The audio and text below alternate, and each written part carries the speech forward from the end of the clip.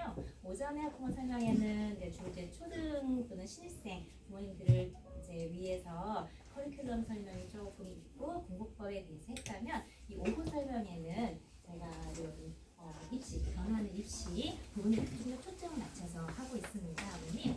그래서 이제 저는 이런 사람입니다. 제가 이제 과거에 대치동에서 또는 이제 대형 학원에서 학원을 운영도 하고 그리고 대형 학원에서 이제 강사 시절에 가장 딜레마였던 것이 아이들을 너무 힘들게 공부를 시키는 게 늘 마음이 아팠어요. 그래서 제가 선상 영어를 알게 되면서 아이들이 힘들지 않게 실력을 늘릴 수 있는 그런 학원을 만드는 게 제 사실 학원의 철학입니다, 어머님. 그래서 모든 아이들은 잘할 수 있는 능력이 있습니다. 단지 속도가 다를 뿐이죠. 그것을 아이들을 기다려주고 안내해주는 그런 학원을 만드는 것이 제가 교육 철학이고요. 또한 아이들이 학원에 와서 숙제를 받아가면 집에서 혼자 해야 되는 과중된 그런 시스템이라면 저희는 학원에서 웬만한 걸 다 해결해서 과제 부담이 없는 초등, 중등 마찬가지로 특히 중등이나 초등 고학년 올라갈수록 아이들이 과제 부담이 점점 많아지거든요. 그런 과제 부담이 없는 학원에서 다 해결하는 그런 이제 학원이고요. 또한 아이들이 매일 오고 싶은 학원, 선생님과 사뭇 작용 또는 어떤 이제 이벤트나 이런 다양한 동기부여를 통해서 아이들이 매일 오고 싶은 학원을 만드는 것이 제 철학이고요. 궁극적으로는 아이들이 이 학습 자체가 영어 자체가 아이들은 아직은 목표가 있진 않아요. 영어 자체가 목적이 있진 않아요. 그냥 필요에 의해서 미래를 위해서 지금식으로 준비를 하는 거라면 스트레스 받지 않고 실력을 쌓을 수 있는 학원으로 만드는 것이 저희 학원의 목적입니다. 그럼 바로 어머님 저희 퀴즈 공교육 퀴즈부터 들어가 있습니다. 퀴즈에는 상품이 있죠. 2024년도 초등부터 작년부터 초등학교에서 적용하는 교육 과정은 몇 년도 교육 과정일까요? 맞추신 분? 네, 어머니. 22년. 네, 맞습니다. 감사합니다. 네. 지금 우리 이 작년 이전께, 그러니까 사실 만 한 1년 전까지는 2015년 개정 교육 과정으로 저희가 공부를 했어요. 그런데 2015년에서 24년가 거의 만 9년 만에 교육 과정이 바뀌었죠. 10년에 한 번 텀으로 교육 과정이 바뀝니다. 그래서 2022년도에 개정된 교육 과정은 2022년도에 교육 과정이 개정됐고 2024년도부터 적용이 되었습니다. 자, 단계별로 작년에 초등학교 1학년인 학생들, 1, 2학년 학생들부터 전면이 바뀌었고요. 올해 그 학생들이 이제 올해는 3, 4학년 바뀌고요. 그런 식으로 작년 1학년들은 계속 개정 교육 과정으로 1, 2학년부터 다 바뀌게 되는 거예요. 계속. 그 전까지는 그 전에 걸로 배우고요. 올해 같은 경우는 중학교 1학년, 고등학교 1학년부터는 앞으로 계속 개정된 교육 과정으로 학습하게 된다라고 보시면 됩니다. 그럼 2010년도 개정 교육 과정의 목표를 한번 볼게요. 포용성과 창의성을 갖춘 주도적인 사람을 만드는 것이 개정의 주요 방향입니다. 이 모든 학생을 위한 포용적 교육, 즉 한 명 한 명 소중한 우리 자녀잖아요. 아이들의 레벨과 그런 성향을 다 포용해서 개별 맞춤형으로 하겠다라는 것이 방향이고요. 또한 디지털 시대에 맞는 창의적인 교육, AI 환경이죠. 그런 환경에 변화된 환경에 아이들이 적응할 수 있게끔 하는 것이 목표고 주도적인 교육, 적성에 맞춘 주도적인 교육이 일단 목표인데요. 특히 AI, 디지털 교육의 교사학습은 학습과 평가에도 시스템이 도입이 되어 있습니다. 원격 수업도 하고요. 빅데이터 AI를 활용해서 지금 디지털 혹시 영어 같은 경우도 AI 팽톡 그 초등과정에서는 수업을 하고 있거든요. 그래서 AI 수업도 하고요. 중학교 같은 경우에는 학교에서 이제 수업 같은 경우 평가가 또는 영어 평가가 AI 이제 온라인으로 AI로 평가도 이루어진다고 합니다. 자, 2028 대입 변화 지금 이제 굉장히 이제 핫한 이슈죠. 지금 현재 중학교 3학년, 그러니까 중학교까지 중학교 3학년 이하, 그러니까 고1 이하, 중학교 3학 고1부터 다 적용이 되는 현재 고1 기준입니다. 고1 이하. 현재 중학교 모든 학생, 초등학교 모든 학생들 다 이거에 의해서 움직인다고 보시면 됩니다. 자, 먼저 고난이도입니다. 현 고1이죠. 학생들에게 적용되는 교육과정 설명이 맞는 것을 모두 고르시오. 굉장히 어려운 고난이도죠. 혹시 도전하실 분? 다 못 맞추셔도 괜찮습니다. 네, 어머니. 몇 번, 2번, 몇 번? 1번 상대평가, 2번 5등급, 몇 번? 6번 사회과학 선택과목 폐지. 네, 또 혹시 또 다른 의견 있으신 분? 고난이도예요. 굉장히 어렵습니다. 네, 일단은 상대평가와 절대평가 중에서 기존에는 무슨 평가였어요? 네, 상대평가였죠. 그지? 일단은 내신 5등급과 9등급 중에서는 5등급 맞추셨습니다. 하나 맞추셨습니다. 상대평가, 절대평가에서는 절대평가 바뀐대요. 그리고 서논술형이 강화가 될까요? 안 될까요? 됩니다. 네.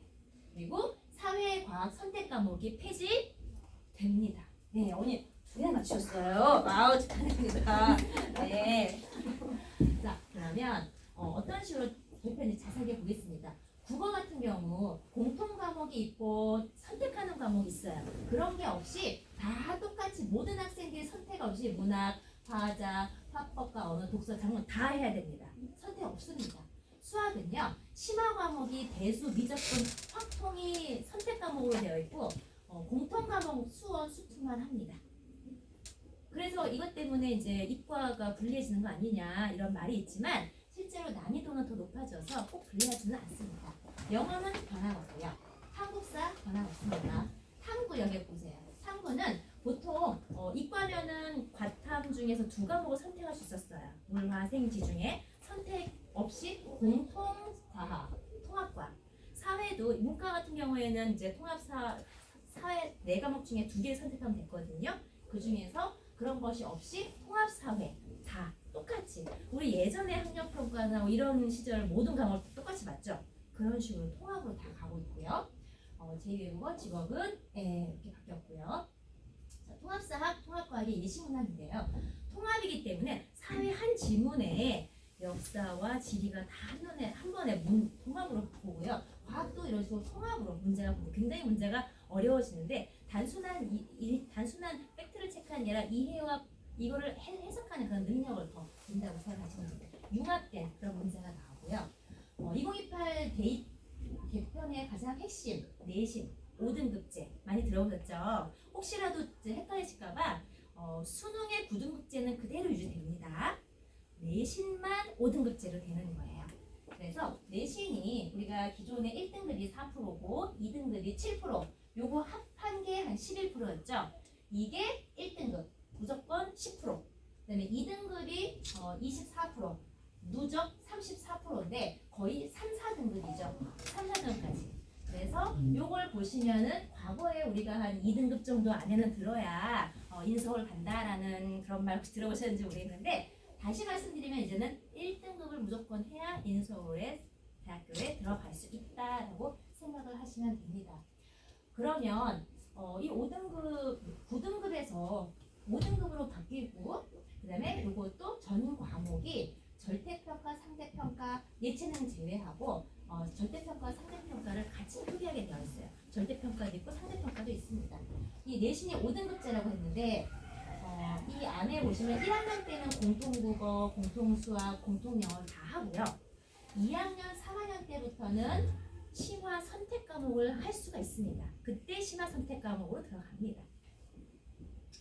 이렇게 또한 더 중요한 거 고교 내신에 있어서 오지선다형이었는데 논술형, 서술형 단답형이 아니라 논술형, 서술형 문제가 확대가 됩니다. 우리 수능에서는 서술형 문제가 없죠. 그런데 앞으로는 수능도 지금 현재 학생들은 대입을 볼 때 수능도 서술형이 생긴대요. 참고해 주시기 바랍니다. 이렇게 논서술형의 평가가 확대가 계속되고 있는데 지속적인 논서술형 수능이 됐던 IB, 즉 세계적인 흐름을 반영을 하자라는 의견. 그러면 이렇게 논술이 서술형이 수능에 들어가면 이건 채점을 공정하지가 않을 수가 있잖아요. 그래서 채점의 공정성을 AI로 확보하면 되지 않느냐라는 그런 의견도 있고요. 그래서 초등학생들, 지금 우리 학생들이 무엇을 대비해야 될까요? 통합, 융합형 인재가 지금 흐름이고요. 그래서 생각하고 그것을 효과적으로 표현하는 능력이 필요합니다. 단순 암기가 아니라 그것을 생각하고 표현하는 능력. 혹시 문해력이라는 말 들어보셨나요? 예, 우리 아이들이 글을 읽을 수 있어요. 글을 읽었는데 이게 무슨 뜻인지를 해석을 못해요. 우리가 이 AI나 또는 이제 디지털로 이제 뭐 유튜브 쇼츠 이런 세대들이라서 이게 순간 반응에 더 이렇게 익숙한 현실이죠. 그러다 보니까 이거를 의미를 해석하고 이런 거 단순 게 반응을 하다 보니 문해력 이런 거는 책이나 또는 내가 생각을 통해서 해야 되는 부분이 사실 필요하거든요. 그런 부분이 우리 아이들이 갖춰야 될 미래의 역량이다라고 보시면 되고요. 지금 그 5등급제가 되면서 이거 변별력이 지금 없어지는데 굉장히 고민이 많으시죠. 하지만 뒤에 또 설명을 드리겠습니다. 이 수능과 내신이 지금 통합 융합이 되고 있습니다. 수능은 선택 과목이 다 폐지가 돼서 다 통합 수학 통합화 보고요. 수능 자체도 내신 같은 경우는 문이과가 아예 통합으로 교육과정이 이과 문과 없습니다. 그리고 공통 수능 보고요. 사탐, 과탐, 전 수험생 응시 이렇게 바뀌었고 과목 내신에 있어서는 등급제가 9등급에서 5등급 과목 선택이 자유화합니다. 혹시 고교학점제라는 말 들어보셨죠? 네. 그리고 이제 수시의 정시화, 정시의 수시화라는 말 들어보신 적 있으신가요? 처음 들어보시나요? 앞으로 이제 이 말씀을 종종 들으실 건데 우리 수시에는 최고 상위권 대학교 같은 경우는 정시 커트라인이 있죠. 수능 최저라는 게 있습니다. 그게 수시에는 정시가 반영한다는 뜻이죠. 그러면 정시에는 어때요? 현행 정시에는 수시가 들어가나요? 안 들어가죠. 정시만 그냥 잘 보면 정시는 100% 정시예요. 물론 예체능에서는 이제 예체능을 보기는 하지만 네, 이제 앞으로는요. 지금 현재 초등학생, 중학생 학생들부터는요. 정시 시험에 수시가 반영이 된답니다. 기가 막히시죠? 이게 이제 정시파, 수시파 없어요. 정시에도 수시를 해야 돼요. 왜 이런 현상이, 왜 이런 결과가 나왔는지 대학교에서 기준으로 볼게요.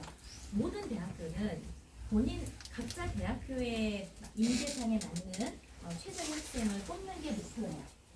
근데 학생들이 자꾸 더 최상위권 학교로 가려고 대학교에서 자퇴를 해요. 많이 자퇴를 해요. 지방대학교는 거의 25%가 자퇴율이라고 해요. 상위권 대학교도 더 최상위권을 가려고 계속 자퇴를 합니다. 대학에서 선호하는 전형, 질문 하나 하겠습니다. 그럼 대학교에서 선호하는 전형, 정시, 수시에서도 학생부 종합, 논술 전형, 교과 전형에 대학교에서 가장 선호하는 전형은 어떤 걸까요? 네. 찍으시면 됩니다.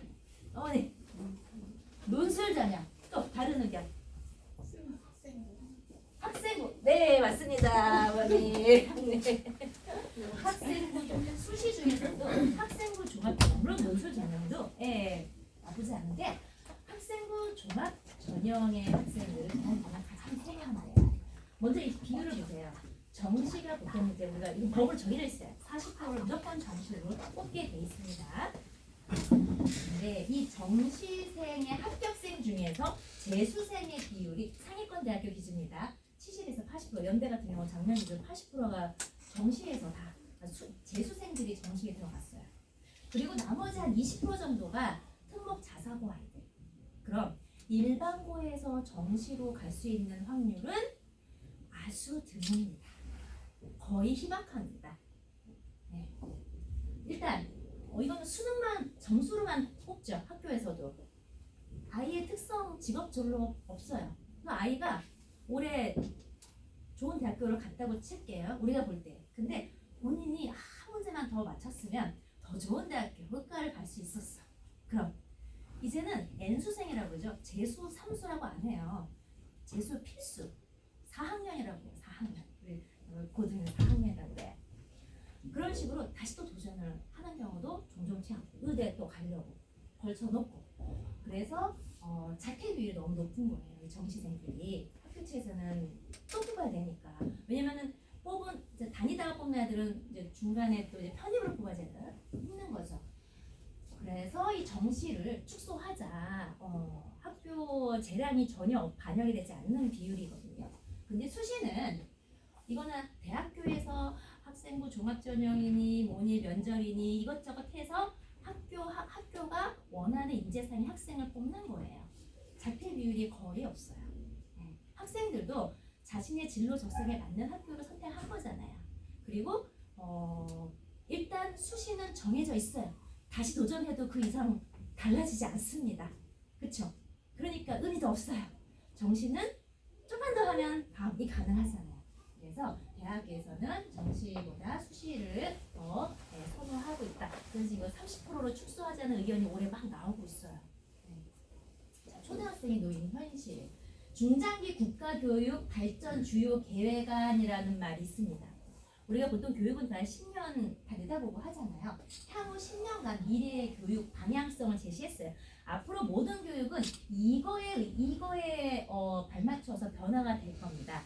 자세하게 볼게요. 일단 수능이 이원화됩니다. 우리 초등학생들부터 아까 제가 잠깐 말씀드렸죠.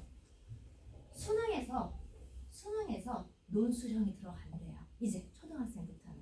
지금 수능 1, 수능 2 선택 과목에서는 수능 2가 들어갑니다. 그리고 고교에서 아까 이제 상대평가가 절대평가를 된다고 했죠. A, B, C로 나옵니다. 그러면은 이거 다 A면 어떻게 구분을 하냐. 그래서 그 외부 기관의 문제 출제를 평가를 하자. 플러스 알파. 또는 대학교에서는 여기에 원점수를 표기하자. 공개해달라. 표준 편차 공개해달라. 이런 식으로 되어 있기 때문에 단순히 1등급으로만 끝나지 않습니다. 1등급에서도 얼마나 10% 구간이 얼마나 넓어요. 그래서 원점수가 높아야지만 또 상위권에 갈 수 있어요. 결국은 똑같아요. 공교육에서 이 9등급에서 5등급을 한 첫 번째 이유는 이 OECD 국가에서 9등급제를 하는 나라는 한국밖에 없대요. 너무 고등학교가 내신이 치열하게 줄서기 시기이니 이거 없애자. 고등교육은 이제 서열을 세우지 말자. 공교육의 정상화를 위해서 사실 만든 이상적인 방향입니다. 아이들이 학교에 가면 한 3분의 1은 자요. 그리고 3분의 1은 정시 준비하느라고 수업을 안 들어요. 네, 그게 현실이에요. 그러면 수업하신 선생님들도 컨트롤이 너무 힘드시고 아이들도 시간이 너무 아깝고 그래서 공교육의 정상화를 위해서 사실 5등급제를 추진했습니다. 너무 서열에 하지 말자. 그런데 대학교에서는 그 5등급에 변별력이 없잖아요. 그래서 반드시 1등급을 받아야 최소 인정을 갈 수 있고요. 높은 원점수 있어야 되고요. 표준 편차 당연히 될 겁니다. 그리고 또한 대학교에서는 이 5등급 가지고는 평가가 안 되니 다양한 평가 방법을 분석해서 서술형, 논술형, 면접 평가 또한 수행 평가까지 이제 공개해라. 그러면 학교 것만 본다면 우리 수행 평가 우리 안 들어가잖아요. 점수가 들어가죠. 수행 평가에 뭘 배웠는지 수행 평가 점수 공개해달라. 이런 요구도 지금 계속 지속적으로 이제 계속 하고 있는 현실입니다. 자, 그럼 고교 학점제라는 말 들어보셨죠, 어머님? 고교 학점제에 대해서 보겠습니다. 고교 학점제 이거는 스피드 문제입니다. 문제에 답이 있습니다. 고교 학점제에 대한 설명으로 맞는 것은 네, 어머니 2번. 학점 있으시죠? 네, 맞습니다. 어머님, 네, 적극적으로 이렇게 손 들어주시면 감사하겠습니다. 이 고교 학점제는 학생 맞춤형 교육이에요. 우리 대학교처럼 내가 원하는 과목을 이 교실, 저 교실 다니면서 듣는 아주 이상적인 학점제입니다. 미래 사회에서 필요한 역량을 키워주자. 그러니까 우리 아이들이 내가 원하는 공부를 하면 좀 수업 시간이 덜 졸지 않을까, 앉아하고 있는 거는 없지 않을까 그런 의도에서 한 거고요. 학생 개개인의 다양성을 지원해주겠다. 우리 학교에 수업이 없어. 우리 아이가 원하는 게 온라인으로 들을 수 있습니다. 다른 학교에 수업 들을 수 있습니다. 자, 진로 과목. 그러니까 1학년 때는 공통수와 공통도 똑같이 다 공부합니다. 사실은 거기서는 성적이 그러니까 대학교 내신에 들어간 성적 반영하는 거는 1학년 때 거의 끝난다고 보시면 돼요. 거의 대부분이. 그 다음에 2학년 때 심화로 들어갈 때 자신의 진로 과목에 따라서 뭐 물리 2를 듣든 뭐 화학 2를 듣든 또 진로 적성에 맞는 걸 듣든 이렇게 진로 과목에 심화 과목이 들어가고요. 이수 기준에 도달해야 졸업을 할 수 있습니다. 우리 학점제처럼 대학교. 그 대학교에서 학점 이수 못하면은 졸업 못하죠. 지금은 수업 시간 내내 자고 와도 학교 수업만 그냥 출석만 마치면 졸업을 할 수 있어요. 그런데 이제부터는 졸업 못하는 아이들이 나타날 수 있습니다. 적극적으로 내가 원하는 과목을 선택해서 최소 학점을 이상을 받아야 졸업을 할 수 있으니 이것도 또한 또 살짝 만만치는 않을 것 같은 느낌도 들죠. 자, 학사 운영 단계에 있어서는 다양한 교육 과목을 개설을 지금 하려고 준비 중이고요. 학업 계획서 작성하고 수강 신청 똑같이 하고 학생 주도 학습, 주도적으로 하는 그런 수업이고요. 과정 중심 평가가 이루어집니다. 결과 중심 아니에요. 성장 과정을 기재합니다. 자, 이렇게 고교학점제 5등급 이런 거를 수업 학교에서 공교육에서 가르치는데 이걸 가지고 점수화한다면 이거를 줄을 세운다면 또 다른 그 의미가 없는 거죠. 한다면 그 고교학점제 의미가 없죠. 의미 없잖아요. 그래서 대학교에서는 그래서 이 점수가 그냥 절대평가로 A, B 된다는 얘기예요. 그래서 우리 아이가 이거를 꼭 높은 점수를 받아야만 대학교에 그 과를 잘 가는 그런 시스템이 아니라는 얘기예요. 고등학교 때 내가 원하는 진로 적성에 맞는 학교 과목을 배울 수 있는 기회를 주자. 그게 의미예요. 그러면 이거 꼭 잘 받아야만 되는 게 어떤 기준 점수만 A 정도만 이상 되는 커트라인 넘으면 열심히 했구나 그걸 본다는 취지예요. 근데 이걸 가지고 우리가 이제 수시에서 이게 잘한 아이들이 좋은 점수를 좋은 받은 아이들이 대학교에 잘 간다? 그게 아니라는 얘기예요. 과정 중심을 잘 해서 잘 써내려가고 하면 기준 점수가 높고 과정 중심 하면 수시에서 그런 아이들을 뽑겠다 그런 의도예요. 무슨 말씀인지 알겠죠? 너무 치열하게 암기해서 공부 꼭 안 해도 된다. 그래서 생겨난 것이 대학교에서 무전공제도. 혹시 아시는 분도 있으신지 모르겠는데 대학교에 그 선발 학생 인원이 있죠. 정시에서 어떤 학교 뭐 예를 들어서 어떤 건대 같은 경우 그래요. 중위권 이상 과별로 학생 수 선발 인원 학생 수가 한 명인 학교가 점점 많아져요. 한 명, 한 과별로 한 명이에요. 그럼 나머지는 다 뭐로 뽑냐? 자율전공 200명, 국민대, 건대, 성대 다 그런 식으로 자율전공제라는 말 혹시 아마 이제 점점 들으실 텐데 그 자전이라고 해요. 그 자율전공으로 1학년 때 전공 안 보겠다. 그냥 들어와라. 우리 학교 보고 그냥 들어와라. 한 명 뽑는다는 얘기는 이 과가 아예 0명이면 과가 없어지거든요. 개설이 안 되니까 한 명은 뽑아요. 나머지 다 자전으로 뽑아요. 그래서 자율전공으로 학교 들어와서 1학년 때 다양한 경험을 하고 2학년 때부터 진로 선택 과목을 해라라는 취지로 대학교도 좀 왜 이 고교학점제 때문에 그리고 이제 5등급 제도 때문에 자율전공제도로 가고 있고 심지어는 사실 실제 현실이 우리가 대학교 가서 그 과를 전공을 해도 꼭 진로가 글로 안 가는 경우가 많죠. 그래서 일단 자전으로 점점 더 가는 추세라고 보시면 되고요. 그래서 3년간 최소 이수 학점을 취득하고 수업 일수 플러스 알파 이수 기준을 해야 고등학교도 졸업을 할 수 있는 제도인데 이 고교학점제의 추진 목적은 제가 아까 말씀드렸듯이 진로 적성을 찾는 학업이 목적이에요. 공교육의 정상화. 본인이 하고 싶은 과목을 선택하여 학습하면 학교에서 덜 자겠죠. 혹시 이제 중학교나 이제 고등학교 때 이제 그 시험 감독을 하시다 보시면 저도 이제 우리 아이 자녀 때 시험 감독을 몇 번 가봤는데 한 10분 만에 쓰고 이렇게 자는 아이들이 한 10명, 우리가 한 반에 한 17명, 20명 정도밖에 안 돼요. 많아야 25명인데 자는 아이들이 한 5명, 4~5명은 바로 자더라고요. 수학인데 그런 과목인데 고등학교는 더 심해요.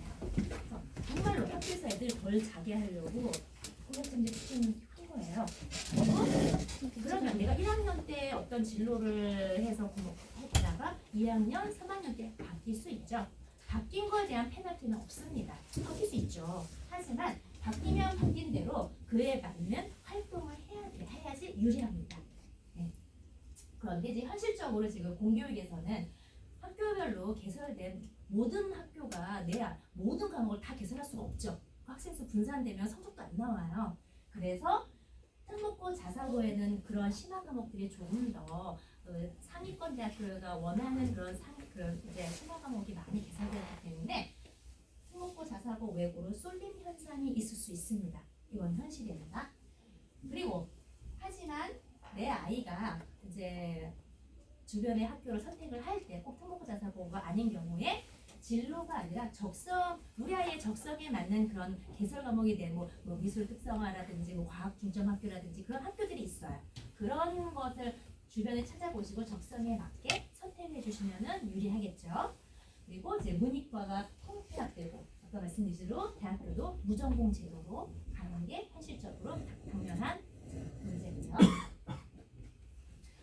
이 중등에서 우리가 이제 A, 즉 90점 넘으면 다 A잖아요. A 맞은 학생의 비율입니다. 평균 48%, 평균. 그리고 B가 20%. 자, 근데 고등에서는 5등급제로 했을 때 1등급 10%죠. 2등급이 24%예요. 합해도 1등급이 안 돼요. A가 안 나와요. 이게 놓인 현실이에요. 그래서 중학교 때 상위권 90점 다 넘었는데 고등학교 갔더니 바로 3등급 나옵니다. 아주 3등급은요. 아주 성실한 아이들이 운이 안 좋으면 3등급이에요. 그 운이에요. 네. 어떤 그날 시험의 컨디션, 내가 공부한 거 뭐 이런 거 운이에요. 1등급은 한 반에 한 명이고요. 2등급은 그 한 반에 2명. 3등 미만은 이제 3등급이라고 보시면 돼요. 자, 그럼 내신과 수능을 잡기 위한 어떻게 이제 영어 학습법을 해야 될까요? 먼저 고교학점제 영어 대비법. 고교학점제에서는 이제 공통 과목이 영어가 있고 2, 3학년 때 진로 선택, 융합 선택 과목이 있다고 했죠. 이 선택 과목의 심화를 하기 위해서 초, 중, 등 때 영어의 기초를 완성해야 돼요. 단어를 많이 아는 게 중요한 게 아니라 기초 완성. 서문, 수령 쓸 수 있는, 문법적으로 틀리지 않게 쓸 수 있는, 라이팅 할 수 있는 기초를 완성을 해야 하는 게 제일 중요하고요. 영작문 실력을 키워야 됩니다. 고1 때 학교 내신 시험 보느라고 정신없어요. 근데 고2 때 갑자기 이런 영작문 이런 심화 수업 들어갔을 때 아이들이 바로 할 수 하기가 힘들겠죠. 그래서 그런 기초 역량을 키워야 되고요. 그다음에 이제 선택 과목에서 그래서 영어 실력이 변별력이 생깁니다. 중 고2, 고3 때 특히 뭐 실용 영어, 진로 영어, 영미권 문화 이런 다양한 진로 선택 과목이 있고요. 발표나 토론, 학생부에 다 기록이 되고요. 자신의 영어 실력을 입증하는 이 선택 과목에서 기회를 삼아야 돼요. 이미 실력이 돼 있어야 발표도 하고 라이팅도 이제 하겠죠. 그리고 수능 영어에서 우리가 절대평가잖아요. 이거는 변함이 없습니다. 이거는. 그러면 어머님들이 착각하실 수 있어요. 절대평가 90점만 넘으면 다 1등급. 이거는 뭐 만만하겠네. 쉽지 않을까? 그런데 현실적으로 우리가 1등급 목표치를 한 7에서 8%로 설정을 하고 있어요. 실제로. 근데 7, 8%가 안 되는 경우도 많고요. 5%, 6.2%. 네. 24년도는 4.7%였어요. 그리고 간신히 6%. 1등급도 만만치는 않습니다. 그 킬러 문제 없애라고 했잖아요. 준 킬러 문제가 이제 생기니까 더 어려워졌어요. 사실 중요한 건 아니에요. 그다음에 또 내신 영어에 있어서는 어떤 어려움이 있냐? 학교별로 평가 방식과 범위가 다 달라요. 그래서 수행평가 40, 지필 60%요 정도는 비슷한데 어휘, 에세이, 발표, 내용 요약 등 학교별로 방식이 다양하고요. 이 내신은 어떤 학년이든 n분의 1이잖아요. 이게 뭐 3학년, 2학년으로 갈수록 더 퍼센트가 높아지지 않아요. 그래서 단 한 번의 실수로 성적이 망해도 사실 이게 회복이 불가능한 게 현실이에요. 그래서 우리가 고2 딱 들어가면 고1 딱 들어갔을 때 첫 번째 중간고사 성적이 그냥 내 내신 성적이다라고 생각을 하셔야지 맞습니다. 그러려면 이미 고등학교 1학년의 수준이 되어서 졸업을 해야 가능해요. 그 상위권 1등급에 가려면. 그래서 이제 내신 중등과 고등 내신의 이제 평가 범위를 비교를 간단하게 보면 중등 내신은 보통 교과서 딱 2개 과예요. 근데 고등은 부교재, 모의고사 프린트, 변형, 어휘 독해집, 어휘집 등 시험 범위가 적게는 5배에서 많게는 한 10배 정도의 범위가 더 늘어나고요. 그 범위 내에서도 다 나오지가 않아요.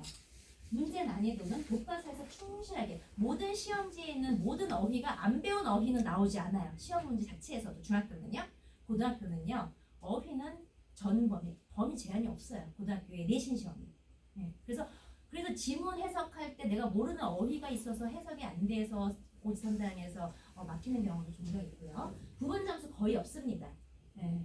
그리고 상대평가 5등급제로 가고요. 벼락치기 중등 가능합니다. 한 달 벼락치기, 2주 벼락치기 가능하지만 벼락치기가 불가능해서 평소 영어 기본기가 있어야 내신도 할 수 있습니다. 즉 고등학교 들어가기 전에 수능 1등급 정도 수준이 되면 내신도 저절로 사실 가능해져요. 왜냐? 내신의 시험 유형이 수능형으로 나오고요. 수능 그 해의 기출, 예를 들어서 중간고사다. 3월 기출 문제 시험 범위예요. 그 전 범위가 시험 범위예요. 또는 몇 개 범위가. 그리고 심화 이해와 변형 문제를 내가 풀 수 있어요. 암기로 커버가 안 되는 다 바뀌고요. 그래서 초중고 학습법. 먼저 초등학교 때는 영어책 읽기 중심, 놀이 중심으로 배우는 것을 이제 선호하고요. 중등에서는 내신 중심의 영어 학습이 중요해지는데 특히 문법. 우리가 말하는 문법은 결국은 쓰기입니다. 에세이 라이팅에 있어서 문법적 어리 없이 쓰는 게 결국은 서문수형에 있어서 기초가 되기 때문에 문법이 가장 중요하고요. 이 문법 실력을 탄탄하게 하면 라이팅이 그대로 됩니다. 그리고 고등에서는 수능과 내신에 동시에 대비해 수능 하나만, 내신 하나만 이런 건 이제 없어요. 수능 내신 동시에 대비가 필요하고 영문법, 반복학습, 문장, 구조를 이해하는 독해, 학습이 필요합니다. 자, 요거는 해일중학교 작년 기준으로 2, 3학년들 성취도 평가인데요. 보시면은 평균적으로 다 한 80점대죠. 영어도 86점이고요. 86점 2학년, 3학년. A 나온 비율 보세요. 56%. 3학년은 60%예요. 거의 60%가 A입니다. 이렇게 A 받다가 갑자기 고등학교 가면 이제 좀 이따 보여드릴게요. 요것도 대명중 76점 평균, 79점 평균인데 A가 40% 정도 되죠. 이거 고등학교 이제 자사고 기준입니다. 벌써 평균부터 달라져 60점대. 90점 맞는 애들 다 그냥 기본 60점 맞습니다. 60점 맞으면 그냥 평균이구나 라고 생각하세요. 하지만 A 맞는 비율도 상당히 높습니다. 25%. B까지도 25%, 한 50% 정도는 A, B 나옵니다. 절대평가 80점 이상 나온다는 얘기예요. 다른 과목들도 거의 다 이제 국어, 사회, 국어, 수학, 사회, 국어, 수학, 영어 같은 경우는 다 60에서 70점 정도가 평균이고요. 나머지 과목들은 그냥 점수 주는 점수이기 때문에 평균이 높습니다. 2, 3학년 같은 경우도 보시면은 66점, 3학년도 54점, A, B가 이렇게 한 40에서 한 50% 정도 비율이 있는데 보시면 여기 보면 특이하게 D가 32%예요. D가 38%예요. D는 이제 2학년, 3학년 때 이제 내신 포기했다는 뜻이에요. 나 내신으로 안 갈래. 1학년 때, 아까 이거 다시 1학년 때 D가 벌써 25% 나왔죠? 이 학생은 이제 영어 버리는 거예요. 내신 버리는다고 생각을 하고 이제 정식파 돌아서는 아이들이에요. 38% D2가 이렇게. 일단은 여기서는 이제 자사고 같은 경우는 상위권 3등급 이하다. 한 3, 4등급까지는 괜찮은데 3점 몇 등급이 아니다. 5등급, 6등급이다. 쓸 수가 없어요. 내신 써먹을 수가 없어요. 그러니까 그냥 버리고 정시로 돌아서는 친구들이라고 보시면 되고요. 잠실여고 같은 경우 영어 평균 83점이죠. 꽤 높죠. 잠실여고는 이 인근에서 아이들 경쟁이 치열한 학교로 알려져 있죠. 성취도 보면 A가 22%, B가 33%. 굉장히 골고루 있어요. 골고루 있고 A, B 합해서만도 50%가 넘습니다. 잠실여고는 고1 아이들이 3월 달에 내신 그 수능 영어가 한 50%가 다 1등급이에요. 잠실여고 가시겠다 하면은 수능 영어가 한 1등급은 찍고 가시면 됩니다. 보내시는 게 안전하고요. 그다음에 이건 배명고도 보면 이제 평균은 이제 63점으로 비슷해 보이는데 A가 53%예요. 난이도가 시험 난이도가 좀 쉽다. 이렇게 좀 평가를 볼 수 있고요. 그리고 이거는 가락고 같은 경우도 평균 60점 되죠. 다 주요 과목은 다 60점 뗍니다. 그런데 A가 여기도 A, B 합해서 한 50% 정도, A가 한 24%.